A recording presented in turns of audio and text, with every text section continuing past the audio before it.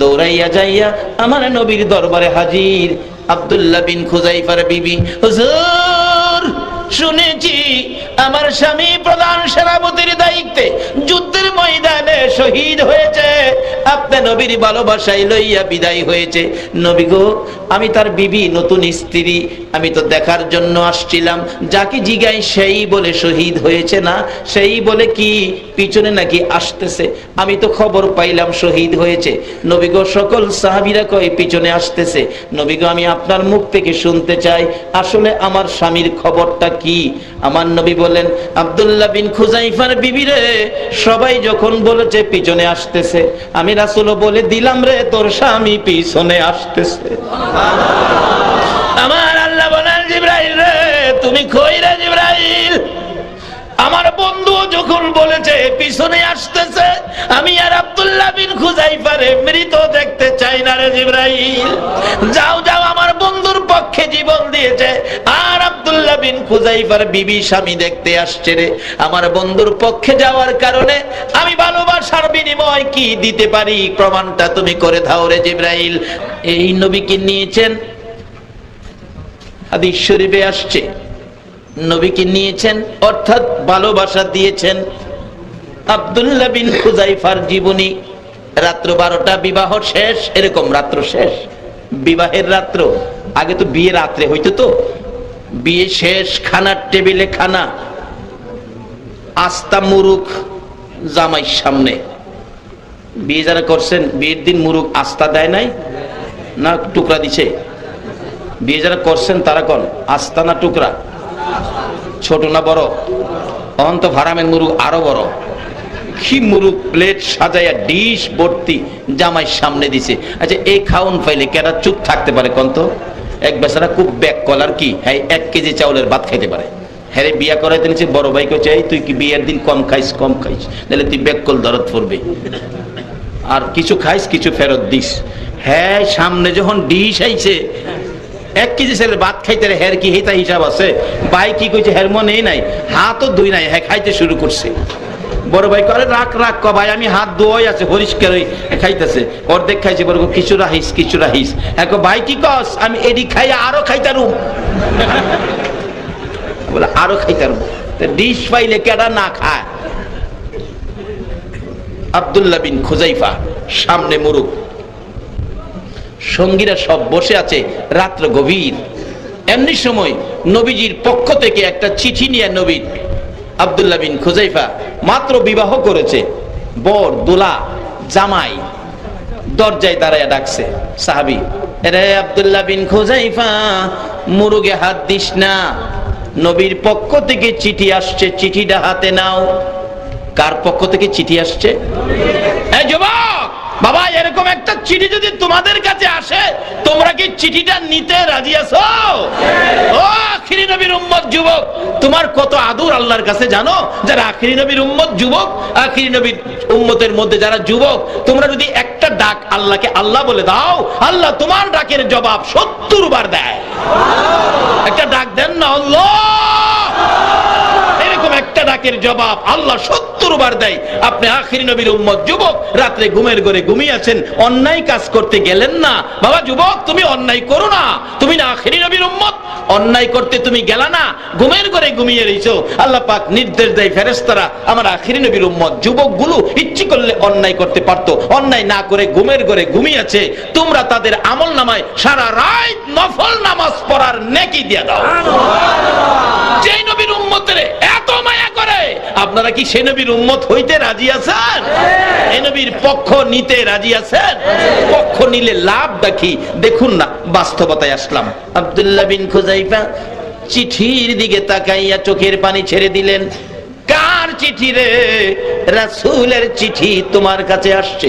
চিঠিটা হাতে নিয়ে খুলে দেখি লেখা, রে আব্দুল্লাহ বিন খুযাইফা, যেখানে থাকো, যে অবস্থায় থাকো, আমার চিঠি পাওয়ার সাথে সাথে আমি রাসূলের সাথে সাক্ষাৎ করো, আমি রাসূলের সাথে সাক্ষাৎ করো। কালকে সকালে হুনাইনের যুদ্ধ হবে, এই যুদ্ধের প্রধান সেনাপতি তোমাকে বানাইছি। এখনো খায় নাই, মাত্র বিয়ে করছে জামাই, খায় নাই, খাউন সামনে। চিঠি আসছে নবীর পক্ষ থেকে। কালকে সকালে হুনাইনের যুদ্ধ হবে, প্রধান সেনাপতি তোমাকে বানাইছি, দেরি করো না, তাড়াতাড়ি সাক্ষাৎ করো। আব্দুল্লাহ বিন খুযাইফা নতুন বিবির দিকে তাকায় না, মুরুগের দিকে তাকায় না, সঙ্গে সঙ্গে মাথার মুকুট খুলে ফেলে দিয়ে একটা টুপি পরে ঘোড়াটার মধ্যে উঠে চাবুক মারছে। ঘোড়া রে, আবার রাসূল অপেক্ষায়, যা যা রাসূলের সামনে হাজির হয়ে যা। দৌড়াইয়া গভীর রাত্রে নবীর সামনে হাজির হয়ে গেছে। আমার নবীজিকে আব্দুল্লাহ বিন খুযাইফা, তুমি কি ঘুমাও নাই? হুজুর আমি ঘুমাবো কেমনে, আমার বিয়ে হয়েছে, খানার টেবিলে খাবার আসছে, আপনার চিঠি পাইয়া খানা ছেড়ে দিয়ে আপনার সামনে চলে আসছি। কালকে নাকি হুনাইনের যুদ্ধ হবে, আমাকে প্রধান সেনাপতি বানাবেন। এমনি নতুন বিবির হাতের একটা চিঠি গেছে, স্বামী গো চলে গেলা, একটু দেখা করে গেলা না, একটু আসো দেখা করে যাও।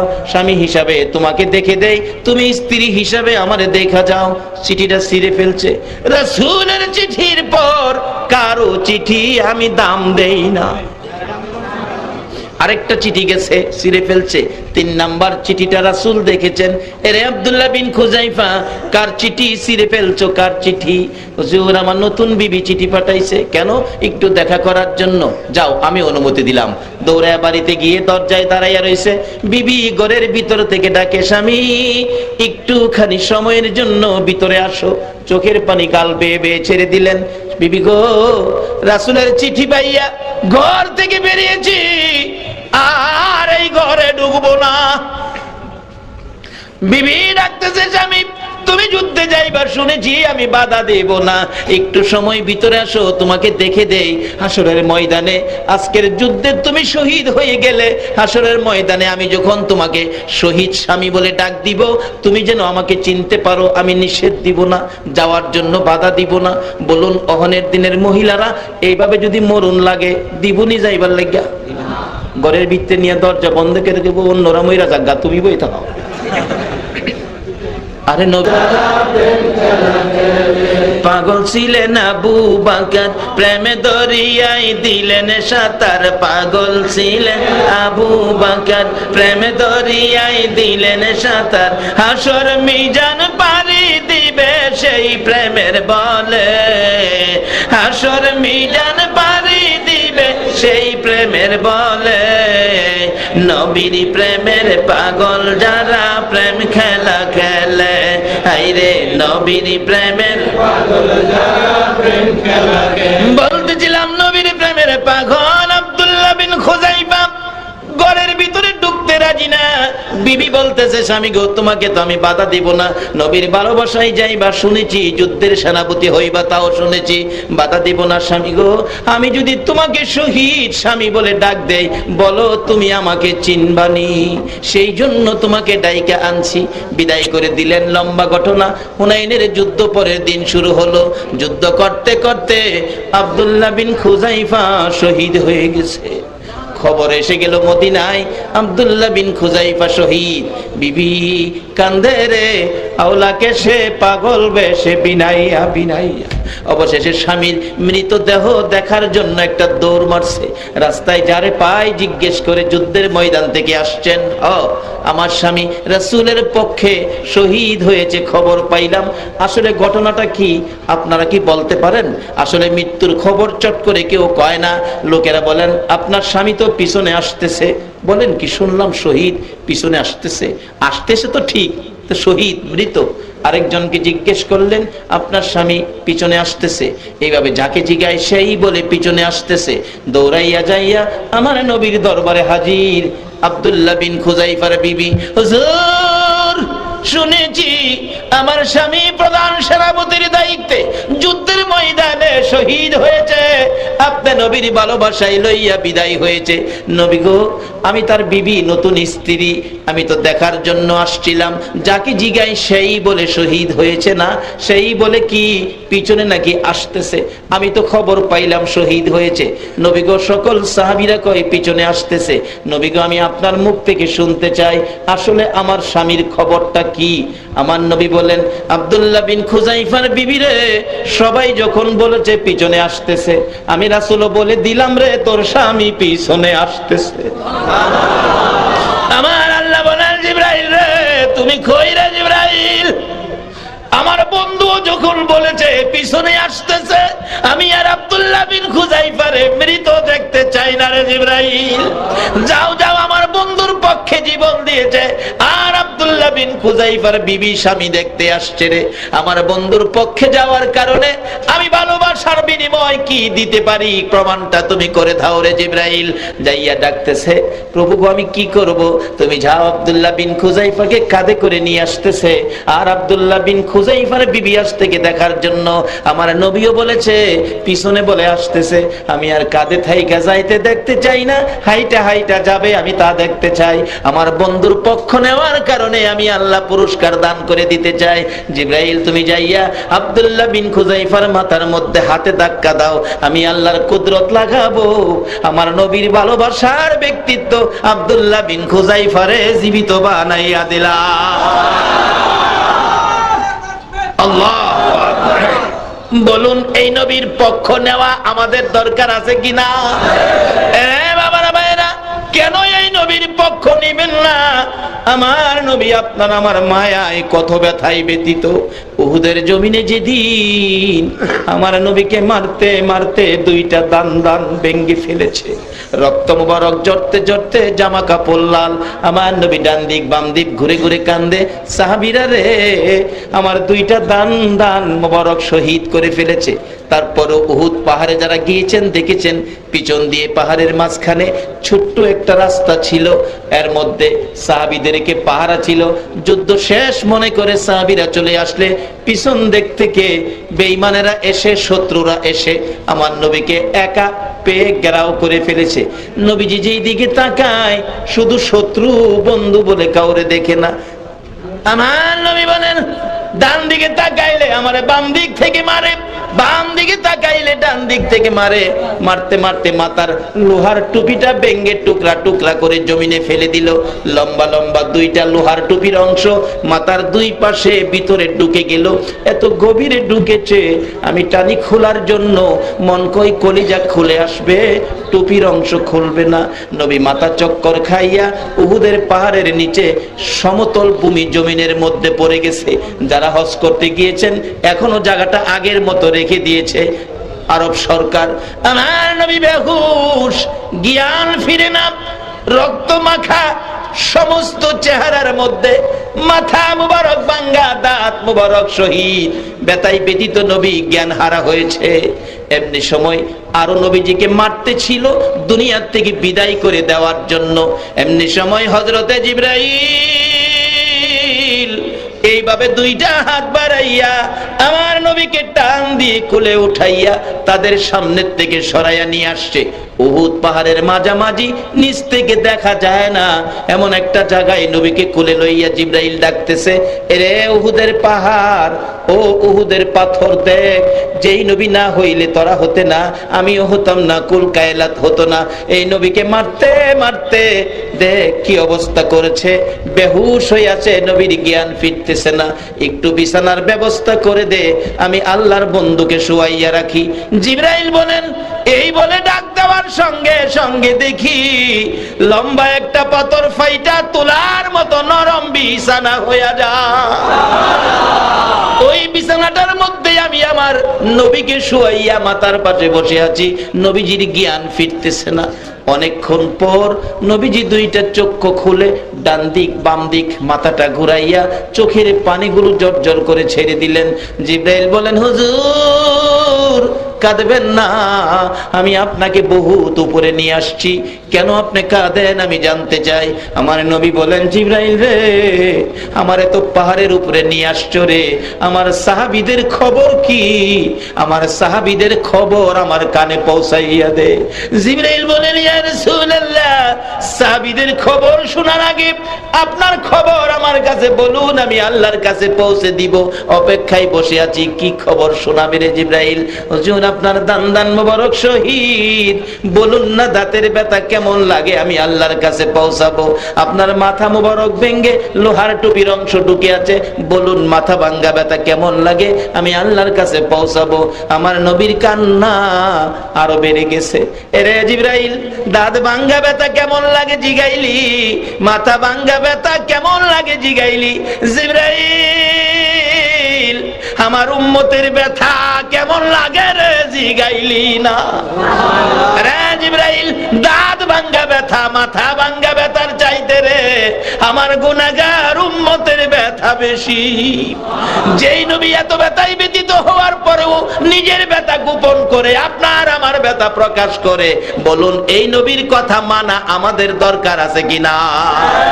মানলে জান্নাতি, এক কথা সহজ ওয়াজ। মানলে জান্নাতি, না মানলে দুজুকি। মানলে আবু বকর, না মানলে আবু জাহেল। ওয়াজ সহজ করে দিলাম। নবীর কথা মানবেন? রাজি আছেন? তাই আমি তো বলি অনেক সময়, নবীর কথা মানবে যারা হবে জান্নাতি। বলুন, নবীর কথা মানবে যারা হবে জান্নাতি। না মানিয়া আবু জাহেল হইল দুজুকি, না মানিয়া আবু জাহেল হইল দুজুকি। নবীর কথা মানবে যারা হবে জান্নাতি, নবীর কথা মানবে যারা হবে জান্নাতি। না মানিয়া আবু জাহেল হইল দুজুকি, না মানিয়া আবু জাহেল হইল দুজুকি। হাদিস শরীফে আসছে, নবীজির একটা কথা আমল করে কেউ যদি কবরও যাইতে পারেন, একটা সুন্নত মহব্বতের সহিত আমল করে কবরও যেতে পারেন, 100 গলা কাটা শহীদের সওয়াব আপনাকে দেওয়া হবে। একটা শহীদের সওয়াব পাইলে বিনা হিসাবে জান্নাত। 100 গলা কাটা শহীদের সওয়াব যে নবীর কথা একটা সুন্নত আমলকারীকে দিবে, এ নবীর কথাগুলি মানলে আল্লাহ কি জান্নাত দেবে না? তার বাস্তব আসুন, কথা যদি না মানেন তাহলে কি হবে? একটা বাস্তব ঘটনা পাকিস্তানের মাসিক পত্রিকায় পেয়েছি। 91 সনে একটা যুবকের মৃত্যু হলো, বেপরোয়া চলতো, নবীর কথা না, নবীর পক্ষে নাই কথাবার্তা, মানে নামাজও পড়ে না, মা বাবার কথা শুনে না। মৃত্যু হয়ে গেলে পীর দুহা কবরস্থানে, মাসিক পত্রিকার খবর, 91 সনে দাফন করতে কবর করে লাশ নিয়ে গেছে, দাফন করব, যায় দেখে কবরটা বন্ধ হয়ে গেছে। অর্থাৎ মা দিয়ে বুঝাইতেছে, তোর মতো পাপীকে আমি রাখবো না, রাখবো। এই কবরে আমাদের প্রত্যেকের যাইতে হবে কিনা? বাবারে, আমার আপনার মতো কত মানুষ কবরস্থানে যায় দেখেন কবরের মাটি ভাঙ্গিয়া গর্ত হয়ে গেছে। একদিন আমাদের কবরও ভাঙ্গিয়া গর্ত হবে কিনা বলো? তার আগে নবীর একটা কথা লড়মাইন্না কবরে যাই, মানলে কি হবে সেটাই বলতেছি। কিন্তু সেই লোকটা মানতো না। পাকিস্তানের ঘটনা বলছি। কবরে নিয়ে গেছে, কবরটা বন্ধ। ইমাম সব ছিলেন আল্লাহর ওলি মানুষ। মসজিদের অনেক মসজিদের ইমাম আছে আল্লাহর ওলি, তারা ধরা দেয় না। এই জন্য ইমাম সাহেবদের সাথে ভালো ব্যবহার করবেন। কে আল্লাহর ওলি জানি না তো। আল্লাহর ওলিদের সাথে যদি বেয়াদবি করেন, আল্লাহ আপনার বিরুদ্ধে যুদ্ধ ঘোষণা করবে। আর ওলিদের নেক নজর যদি নিতে পারেন, আল্লাহর ওলির নেক নজরে মাটি স্বর্ণ হয়ে যায়। এটা অন্যদিন আলোচনা, কিভাবে হয় আলোচনা করব অন্যদিন। আজকে সময় অনেক হয়ে গেছে, আমি সামনে দোয়ার পর্যায়ে এসে পড়ছি, বেশি সময় আর আমি সামনে বাড়বো না। এবার দেখা গেল ওই যুবকটাকে লাশ নিয়ে কবরে যাওয়ার পর কবরটা বন্ধ। ইমাম সাহেব আল্লাহর ওলি জিগাই, তোমরা কবর করো নাই? হুজুর কবর তো করেছি, তো এই কবর তো নাই। হুজুর কবরটা তো বন্ধ হয়ে গেল, তাই নাকি? আরেকটা কবর করো তো দেখি। হাজার হাজার মানুষের সামনে আরেকটা কবর করা হলো। পাকিস্তানের ঘটনা বলছি।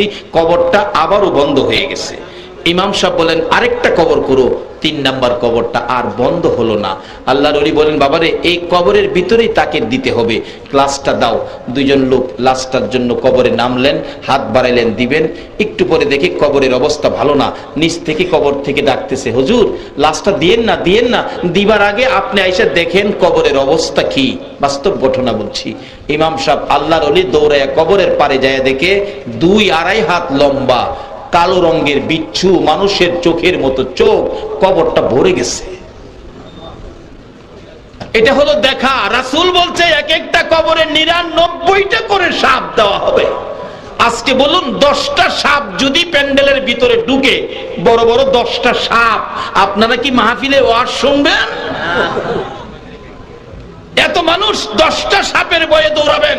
আর যেই কবরে মাথার মুড়ি, পায়ের মুড়ি বাঁধা, মাঝখানে আরো একটা বান দিয়ে শোয়া দিয়ে সবাই চলে যাবে, 99টা সাপ আসবে। এই ঘরের জন্য কি রোজগার করেছেন? নবী বলেছে দুনিয়াটা আখিরাতের বাজার। কি সদাই করেছেন? বাবারে ছেলে মেয়ে বিবি বাচ্চা আত্মীয় স্বজন বংশধর টাকা পয়সা ব্যবসা বাণিজ্য কল কারখানা সব আপনার পর হয়ে যাবে, শুধু 3 টুকরা কাফন আপনাকে দিয়া বিদায় দিবে। এই দিনটা আমাদের প্রত্যেকের সামনে আসতেছে কিনা বলুন। তার আগে নবীর কথা মানেন, নবীর কথা মাইনা কবরে যান, তাহলে আপনি জান্নাতি হবেন। কিভাবে হবেন এটাই আমার শেষ কথা, সামনে যাচ্ছি। এবার 3 নাম্বার, কবরে যখন বিচ্ছু এসে উপরের দিকে তাকাইয়া রইছে, আল্লাহর ওলি বলেন বাবারে এই কবরেই দিতে হবে। ও যুবকের দল, বাবা তুমি তোমাকে সাবধান করো, এই কবরেই তোমাকে থাকতে হবে। লাশটা কবরে দেওয়ার সাথে সাথে কাফনের উপরে দিয়ে হাড্ডিগুলো টাইনা টাইনা বিচ্ছু খুলতেছে। এই বিপদের ঘর কবর আমাদের প্রত্যেকের সামনে আছে কিনা বলুন। আছে। আল্লাহর ওলি বলেন এই কবরেই তাকে দাফন করতে হবে। এই নজির আপনারা দেখে যান। এটা তো পাকিস্তানের ঘটনা বলছে, আমাদের ভৈরবের ঘটনা। ভৈরবের কেউ যদি থাকেন, আজ থেকে প্রায় 25-26 বছর আগে ভৈরব রেল স্টেশনের পাশে পুরো কবরস্থান, বিরাট বড় কবরস্থান। একদিন শেষ রাত্রে কবর থেকে দাও দাও করে ধোঁয়া উঠতেছে। ঢাকা মেল, যেটা আপনাদের চট্টগ্রাম থেকে সেরা যায় রাত 10টা, 4টার দিকে ভৈরবে পৌঁছে। এই স্টেশনে যাওয়ার আগেই ট্রেন থামাইয়া প্যাসেঞ্জাররা যায় দেখছে আগুনের মতো ধোঁয়া দাও দাও করে উঠতেছে। আমরা সকালবেলা খবর পাইয়া, সকালে আমি নিজে দেখেছি, মিথ্যা বললে আল্লাহ জিহ্বাটা কেটে ফেলবে। সকাল 9টার দিকেও যায় দেখি এখনো একটা কবরের পক্ষে এটা ছিল, কিন্তু কয়েকটা কবর জুড়ে ধোঁয়াটা দাও দাও করে উঠতেছে। এটা আমার নিজের দেখা, হাজার হাজার মানুষে দেখছে। বলুন এই কবর আমাদের প্রত্যেকের সামনে আছে কিনা? আজকে বিপদে পড়লে দুনিয়ায় সাহায্য নিতে পারবেন অনেক কিসিমের মানুষের। বলুন কবরে গিয়া কার সাহায্য নেবেন? এই যে চললো ধোয়া, কেউ তো বন্ধ করতে পারলো না। অনেকে দোয়া দুরুস করতেছে আস্তে আস্তে করে। রাত্রে থেকে শুরু হয়েছে, দিনের 10টা 11টা 12টার দিকে মনে হয় যে বন্ধ হয়েছে।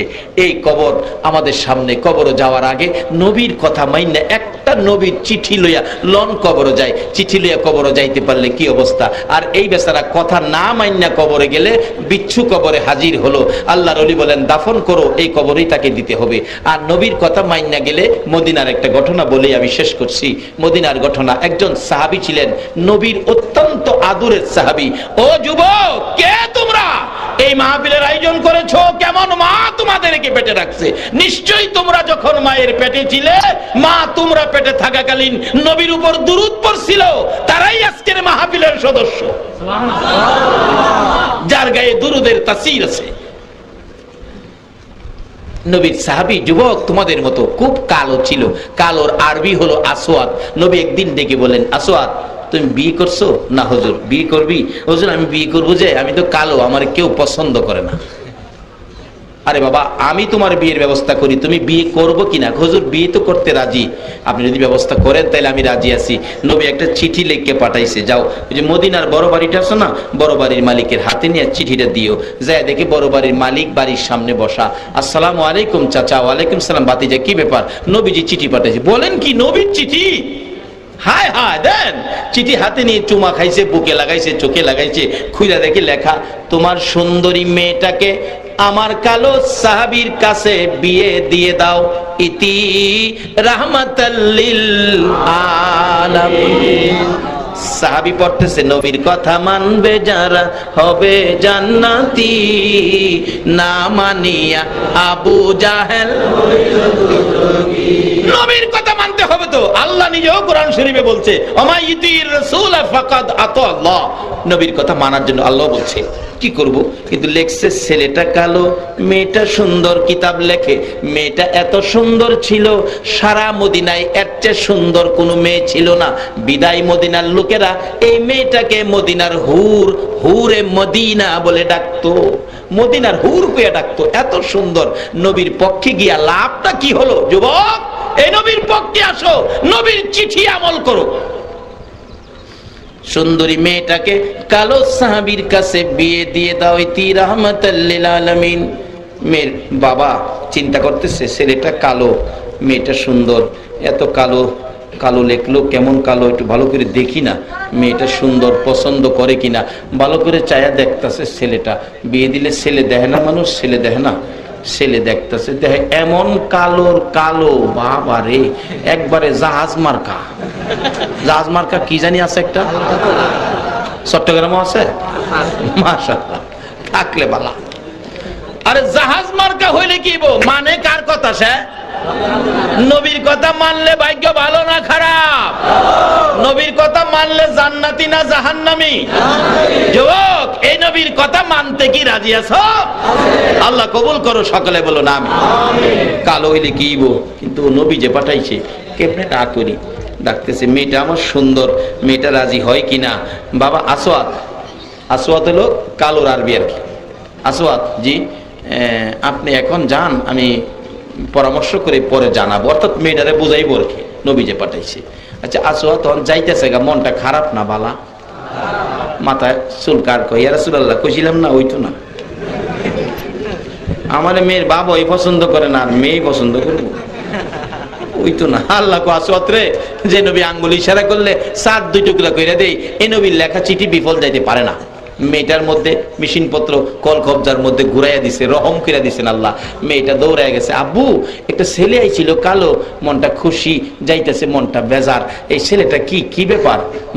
মা গো, বাবা বলতেছেন, মা এই নবী চিঠি পাঠাইছে এই ছেলেটার জন্য, তোমার বিয়ের প্রস্তাব, তুমি রাজি হও কিনা, তার একটু পরে আসতে বলছি, পরে জানাবো বলছি।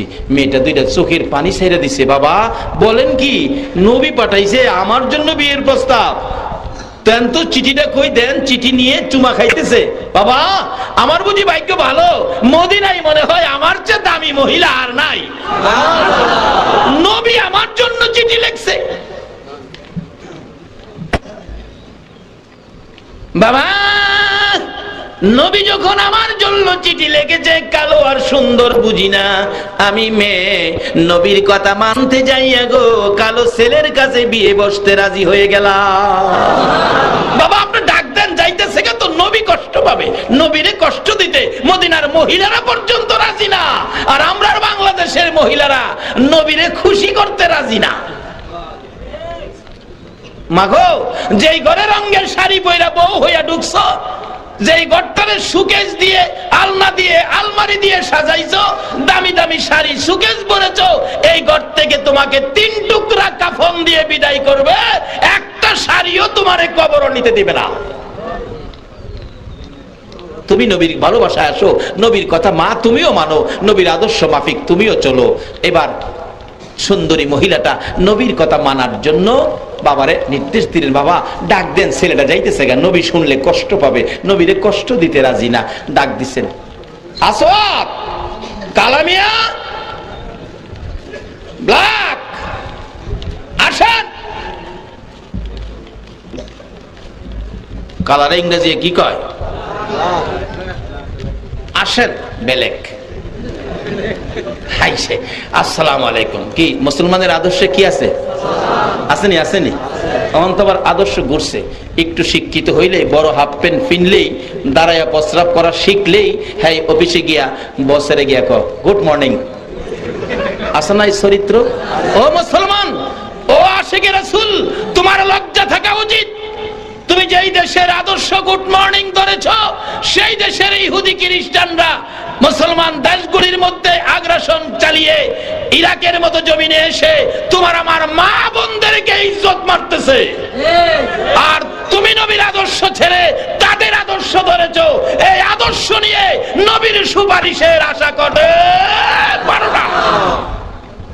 তোমার চরিত্রে আসতে হবে সালাম, নবীর আদর্শ। এক মুসলমান আরেক মুসলমানকে দেখলে বলুন আমরা কি ব্যবহার করব? সালাম। এই সালামটা আমল করে গেলে কি হইব? আরেকদিন এটার আলোচনা হবে, 2 ঘন্টা লাগবে হুদা এইটার আলোচনা করলে। সবগুলি জিনিসের বরকত, নবীর পক্ষে যা জিনিস আছে সবগুলি কি বরকত। আসসালামু আলাইকুম চাচা। ওয়ালাইকুম সালাম বাতিজা। কি ব্যাপার, ডাইকে আনলেন যে? বাবা আমার মেয়ে তো রাজি হইছে। বাবা রাজি হইলে খুশির খবরে জানি কি কইতে হয়? কি কইতে হয়? কইবেননি, কইবেননি? অন্ত খুশির খবর হলে ভাল মারে, মাইরা লাইছে রে, এরকম না। কি বলতে হবে? এগুলি নবীর আদর্শ, নবীর শিক্ষা। আমরা নবীর শিক্ষায় শিক্ষিত হব। এই শিক্ষায় শিক্ষিত হয়ে যদি জীবন গঠন করতে পারি, জঙ্গলার বাঘ ভাল্লুক পর্যন্ত আখিরি নবীর উম্মতের পরিচয়ের উপর আপনাকে ইজ্জত দিবে, আপনাকে সম্মান দিবে। আচ্ছা, রাজি হইছে? আলহামদুলিল্লাহ। মেয়ের বাবাকে, বাবা বিয়ে তো নবীর আদর্শ, মহারানার টাকা লাগবে, মহারানার টাকা আছে? আল্লাহ খুশি করার কাজ করত। আর অহনের দিনের মেয়েরা ঈদের আগেই বাবারে কয়, বাবা গতবারের কাপড় আনছেন, আমার পরনে লাগে নাই, এবারের ঈদের মার্কেট আমি নিজে করুম। কয় না? কয় না? বিবি সাহেব তো ভুললেই রয়েছে, গতবারের শাড়ি এবারও গায়ে লাগাইছি না, এইবার ঈদের শাড়ি নিজের পছন্দে কিনুম। 3 দিন আগে সাজ শুরু করছে, আর ওখানে সাজবার একটা ঘর বাড়ি, সেটা বলে বিউটি পার্লার। চট্টগ্রাম আছে? থাকলে ভালো।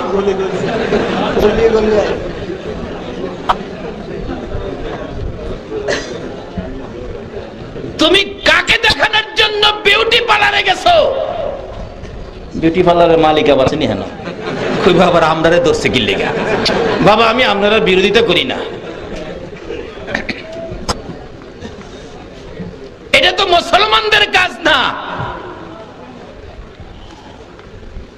তুমি সাজতে পারো, মেয়েদের জন্য সাজ জায়েজ, একমাত্র সাজ সাজিয়ে তোমার স্বামীকে দেখানোর জন্য, এর বাইরে যদি কাউকে দেখানোর জন্য সাজাও, এই প্রত্যেকটা সাজানো জায়গায় হাশরের ময়দানে সর্প দংশন করবে।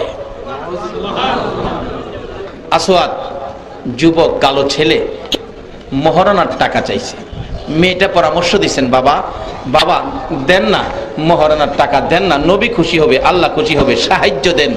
মেয়ের পরামর্শে বাবা কিছু টাকা তুলে দিলেন আসওয়াতের হাতে। আসওয়াত গনে গনে দেখে অনেকগুলি টাকা।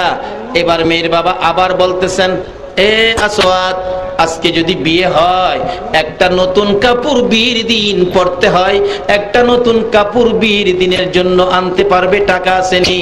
আসওয়াত বলেন, না না, নতুন কাপড় কেনার মতো টাকা নাই আমার কাছে, এমটি পকেট, একবারে খালি। বিয়ের দিন নতুন কাপড় পরার চল, বলুন আমাদের এলাকায় আসেনি? চট্টগ্রামে আছে? একটা নতুন কাপড় তো বিয়ের দিন ওদের পক্ষে লাগতে হয়। এই বিয়ের দিন নতুন কাপড় পরবে, মনে বড় সাদ ছিল নবীর মেয়ে খাতুনে জান্নাত ফাতেমাতুল জাহরা।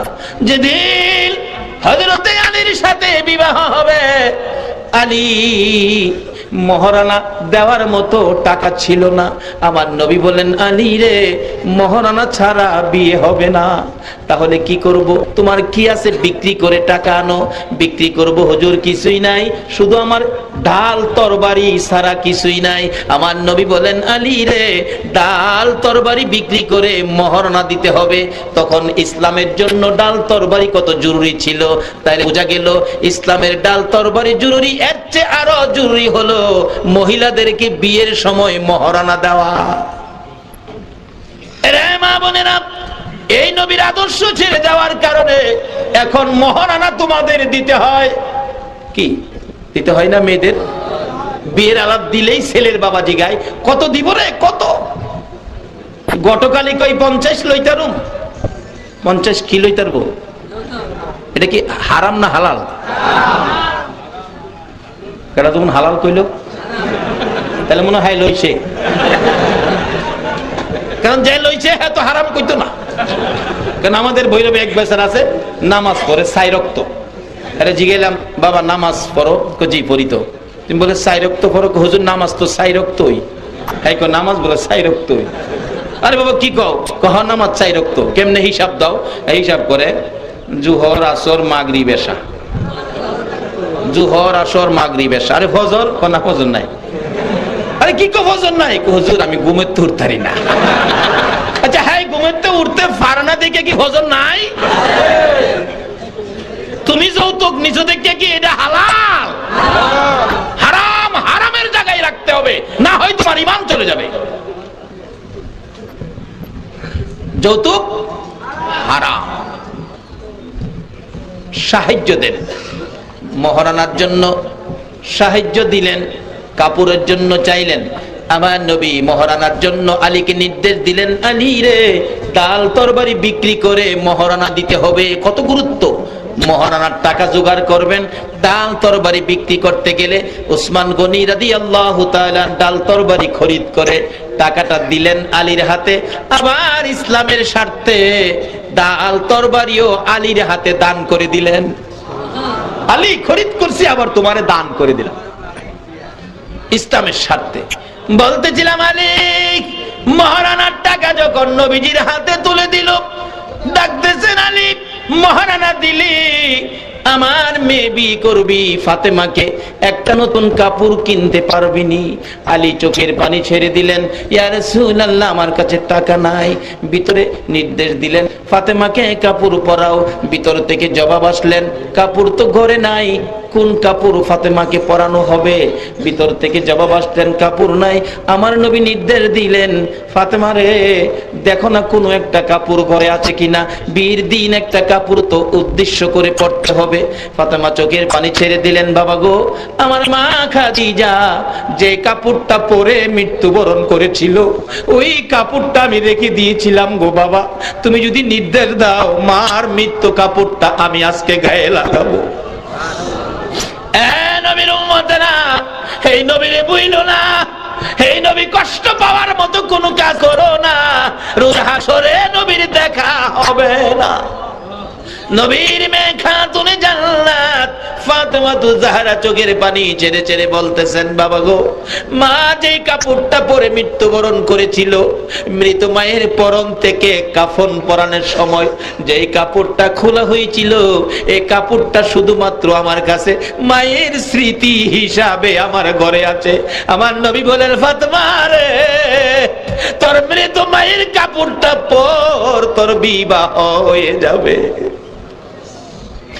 মৃত মায়ের কাপড় পরে ফাতেমার হয়েছে।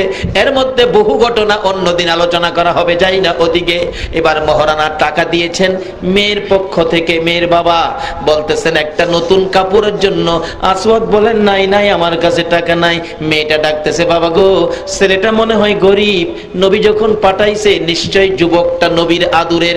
বাবা কারারে মাহফিলের আয়োজন করেছো, আমার মন কয় তোমরা বুঝি আমার নবীর আদুরের হয়েছো। কে আজকে সারা রাত বসে নবীর ভালোবাসায় কাটাইয়া দিতেছ? আমার মন কয় তোমাদের প্রতি আমার নবীর ভালোবাসা এসে গেছে, তোমরা বুঝি আমার নবীর আদুরের হয়েছ। মেয়েটা ডাকতেছে, বাবা গো, নবীর আদুরের মেয়ে, ছেলেটা মনে নবীর আদুরের, নবী খুশি হবে। কিছু টাকা কাপড় কেনার জন্য আপনি দিয়ে দেন না। মেয়েটার পরামর্শে কিছু টাকা দিলেন কাপড় কেনার জন্য। একটা কাপড়ের টাকা লইয়া, মহারানার টাকা লইয়া আসওয়াদ মদিনার মার্কেটে ঢুকে গেছে কাপড় কিনবে। দোকানদার একটা সুন্দর কাপড় দে, আমি মদিনার হুর বিয়ে করব, আমার কপাল ভালো, নবীর পক্ষ লইয়া আমার ভাগ্য ভালো।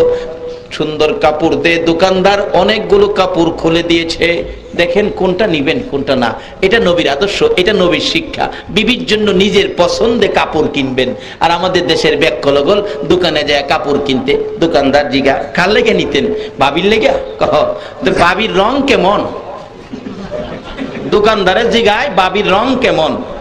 একটা থাপ্পড় মারবেন, এই বেয়াদব, আমার স্ত্রীর রং কেমন, তোর চাওয়ার অধিকার কি? আর আমরাও এমন ব্যাককল, চটকিরে কয়ে দিচ্ছে, তোর বাবির রং তো উজ্জ্বল শ্যামলা। দোকানদার পছন্দ করে, তাহলে এইটা নেন, চকলেট কালারটা নেন। কই পাইছেন এই নীতি? রাসূল বলছে আপনার পছন্দে বিবির জন্য কাপড় নিবেন। সেদিন এক মাহফিল এক যুবক খারু, এক হুজুর, এই ওয়াজটা কইরেন না, কি লিগা? আমার পছন্দে কাপড় নিছিলাম, বিবি আমার কাপড় আমার নাহেম হইরা মাইরা কয় তোমার কাপড় তুমি ওই পিন্দ। মাঘ স্বামী পছন্দ করে কাপড় আনলে তুমি অসন্তুষ্ট হইও না, স্বামীর মনে দুঃখ দিও না। এই যে কাপড়টা স্বামীর মুখে ইডা মাইরা ফালাইয়া দিছ, স্বামী যে কষ্ট পাইছে, তোমার 70 বছরের ইবাদত নষ্ট হয়ে গেছে। তবে এর লেগে সহজ পাই আবার 500 দামের কাপড় কিনা বিবির লেগে নিয়েন না। নবীর আদর্শ মানেন। নবী কইছে তুমি যেই দামের কাপড় দা, শার্ট বানাও, প্যান্ট বানাও, এই দামি কাপড় বিবির জন্য নাও। এর লাগে বিবির লেগে আবার ফ্যান্টের কাপড় না, এরকম দামি কাপড় নিতেন কইছে। নবীর কথা মানা দরকার আছে না বাবা? নবীর কথা মানবেন। বাজারে আপনি কিছু খাইলে বিবির লেগে নিবেন। আপনি যদি মিষ্টি 1 পোয়া খান, আপনি আধা পোয়া মিষ্টি বিবির লেগে নিবেন। বাদাম যদি 100 টাকা খান, আধি 100 টাকা বাদাম বিবির লেগে নিবেন। বাজারে যদি কমলা 2 আলি খান, 1 আলি কমলা বিবির লেগে নিবেন। অনেক দিনের ফোলাফান কমলা বন্ধু বান্ধব লয়ে খাইয়া বাহল্লি জমাইয়া বাহল্লি রেখে দিস আমরা ফুলার মা ফান খা, ফানের লগে বলে খাইলে মজা লাগে। বাঙালি বাহল নেয় বাড়ি, কমলা নেয় না। এই জন্যই স্বামী স্ত্রী মহব্বত হয় না। নবীর আদর্শ ব্যতীত পৃথিবীতে শান্তির আশা করা যায় না।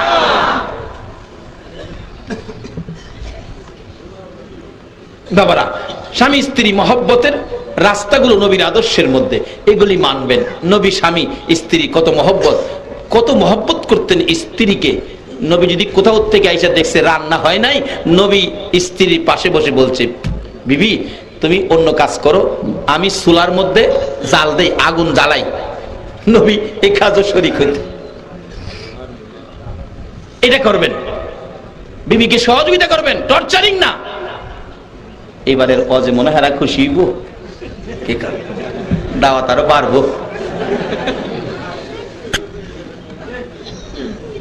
বিবিকে টর্চারিং করবেন না, ভালোবাসা দিবেন, মহব্বত করবেন, নবীর আদর্শ। যাই হোক, লম্বা হয়ে যেতেছে, আমি সংক্ষেপ করে আনতেছি। বিবিকে ভালোবাসবেন, এটা নবীর মহব্বত, কিন্তু বিবিকে টর্চারিং না। বাজারে যাইয়া মিষ্টি খাইছেন, ও চাচা বুড়া হয়ে গেছ, মহব্বত বুড়া হইলে কমে না বাবা, বাড়ে। কালকে বাজার থেকে 2টা মিষ্টি, শুকনা মিষ্টি আছে এখন। আগে তো মিষ্টি রসের মিষ্টি ফাইলারা নিতে হইতো, এখন ঠুস দিয়া নেওয়া যা, কার্টুন দিয়া নেওয়া যা। 2টা মিষ্টি কাগজে গিরা বাড়িতে নিবা চাচা, চাচিরে নিয়ে ডাক দা, কইব বাটা এখন খাওয়াই তারুন ফোলাবান হয়ে গেছে গা। ফোলাবান কইব আম্মা রে আব্বা কি খাওয়াইতেছে জানি, লজ্জার কথা। ডাক দা, দরজার সিভাত নিবেন গা, দরজার সিভাত নিয়া কাগজ সহ মুহ ঢুকাই দিবেন।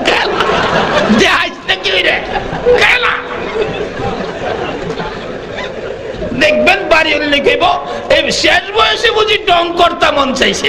আরে খাও সবাই, রাসূল কইছে। নবীর ভালোবাসায় যদি এটাও আমল করে কবরে যাইতারেন, 100 গলা কাটা শহীদের সওয়াব আপনার আমল নামায় দেওয়া হবে। নবীর ভালোবাসায় সব আছে, সব আছে, আমরা খুঁজে নেই না। যাই হোক, লম্বা ঘটনা আমি সংক্ষেপ করে দিলাম। এবার মহারানার টাকা লইয়া, কাপড়ের টাকা লইয়া আসওয়াত মদিনার মার্কেটে। দোকানদার ভালো একটা কাপড় দে, আমার বিবি যেন খুশি হয়। দোকানদার অনেকগুলি কাপড় দিলেন।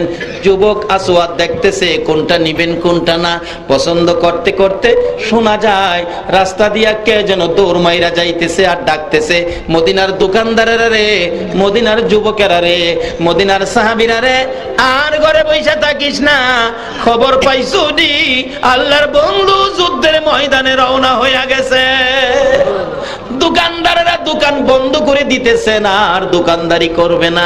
যুবকগুলো খবর শুনে দৌড়াইয়া বাড়িতে গিয়ে যুদ্ধের পোশাক গায়ে দিয়ে, তরবারি হাতে লইয়া, চোখের পানি ছেড়ে মা মা কইয়া কাঁদতেছে। মা হাজির মার পায়ে সালাম করতেছে। কার পায়ে সালাম? কার পায়ে? মার পায়ে সালাম করবেন আপনারা? করবেন করবেন? হায় হায়, মার পায়ে তো চিনেন না। এক বেচারা স্বপ্নে দেখে আল্লাহর আরশের ফিলারের গুড়ির মধ্যে চুমাইতেছে। সকালবেলা হুজুরের কাছে গেছে, স্বপ্ন কইতো। হুজুর কই বেটা আর স্বপ্ন কইস না, মা বাবা আছে? আছে তো, বাড়ি যা তাড়াতাড়ি যায় মা বাবার ভাও চুমা দে। হুজুর কি ব্যাখ্যা দিলেন, কই আরশের ফিলার, কই মা বাবার ভাও?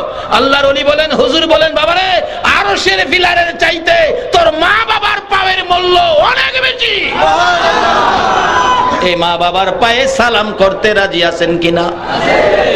ওই মদিনার যুবকগুলো মা বাবার পায়ে সালাম করে চোখের পানি ছেড়ে দিলেন। মা ডেকে ডেকে বলেন, ও আদরের সন্তানেরা, হঠাৎ করে যুদ্ধের পোশাক, তরবারি হাতে সালাম করে চোখের পানি ছেড়ে দিলা, ব্যাপার কি, কারণ কি? ছেলেগুলো চোখের পানি ছেড়ে ছেড়ে বলে, মা গো, আমার রাসূল বলে যুদ্ধের ময়দানে রওনা হয়েছে। মা বিদায় দাও গো, দেখা হবে হাসরের ময়দানে।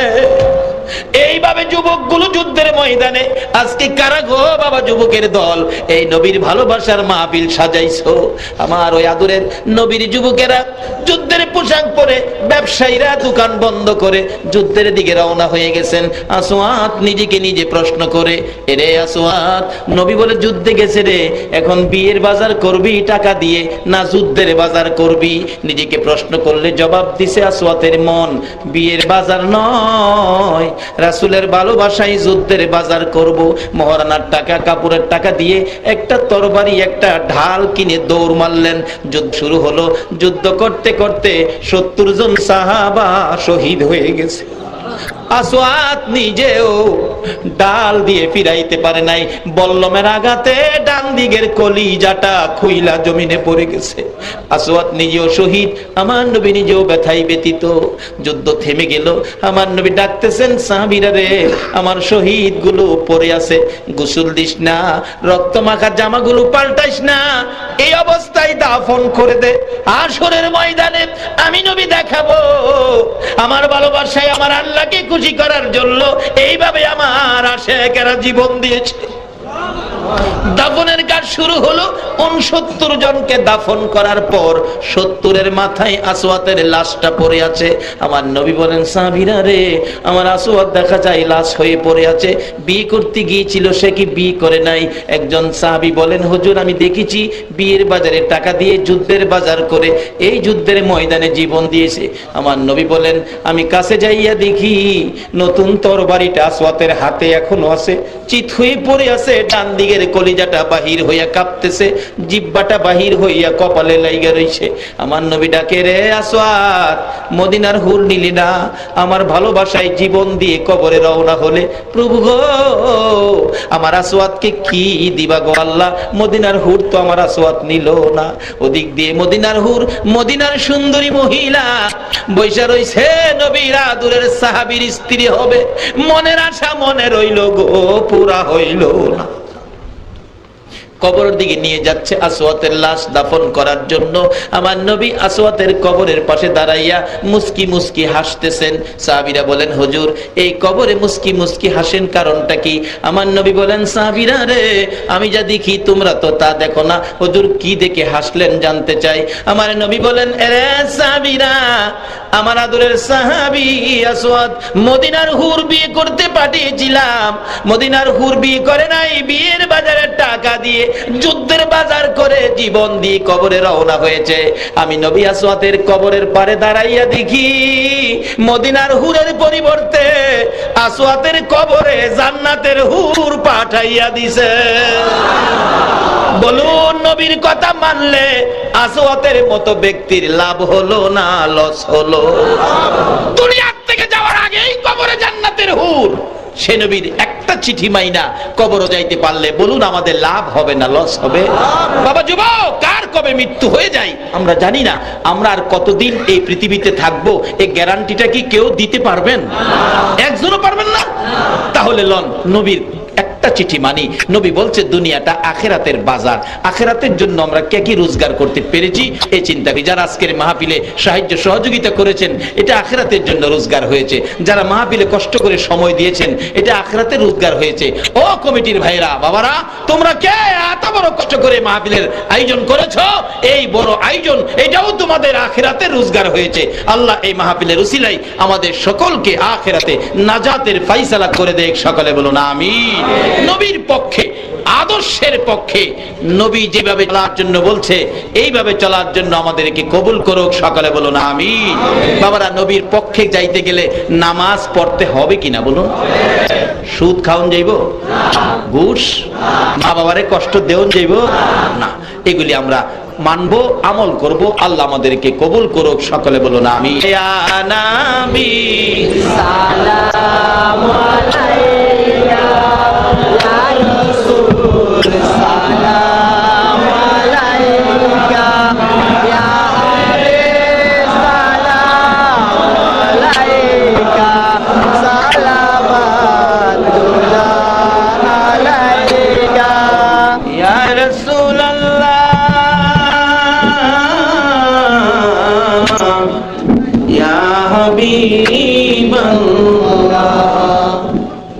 মানে না আশেকের দিলে, সহে না প্রেমিকের প্রাণে, মদিনা যাব কেমনে, দেখা দাও নবী স্বপনে, ইয়া নবী ইয়া রাসূল সালাম আলাইকা, ইয়া হাবিব সালাম আলাইকা, সালাতুল্লাহ আলাইকা। আমিন।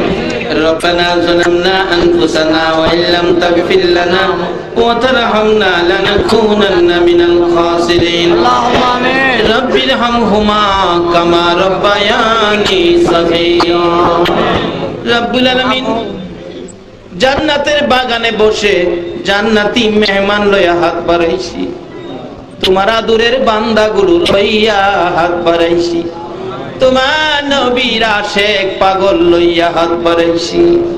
মাবুদ, জানি না জীবনে আর কতদিন হাত বাড়াইতে পারবো, জানি না তোমাকে কিভাবে ডাকবো, জানি না কিভাবে ডাকলে জীবনের গুনাহগুলি মাপ পাবো।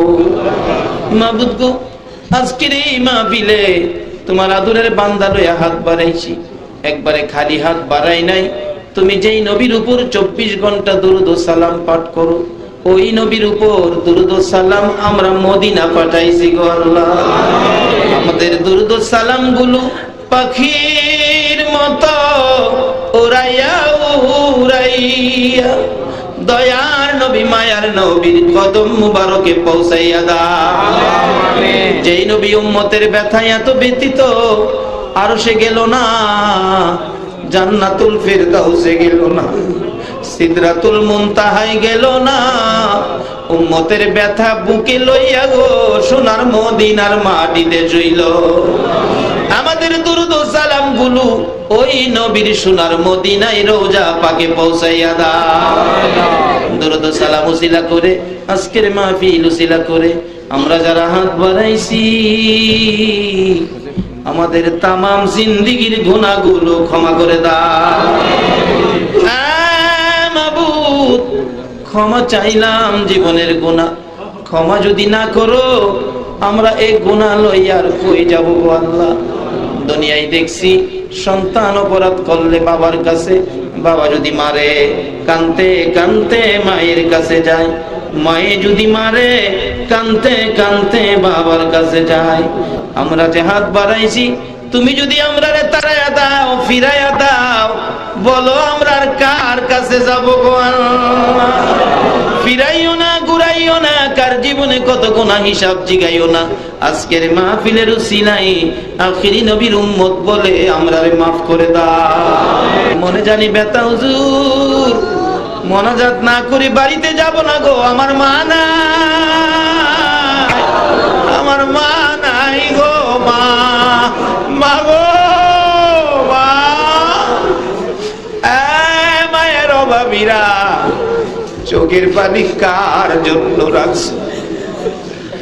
2টা বাজে বাড়িতে গেলেও তোমার মা দি তোমার জন্য দরজাটা খুইলা দাঁড়াইয়া থাকতো। ওই মা কই গো, ও মা তুমি কই? ওই বাড়ির দিকে তাকাইয়া দেখো না, এই দরজাটা কার জানি চিরতরে বন্ধ হইয়া রইছে।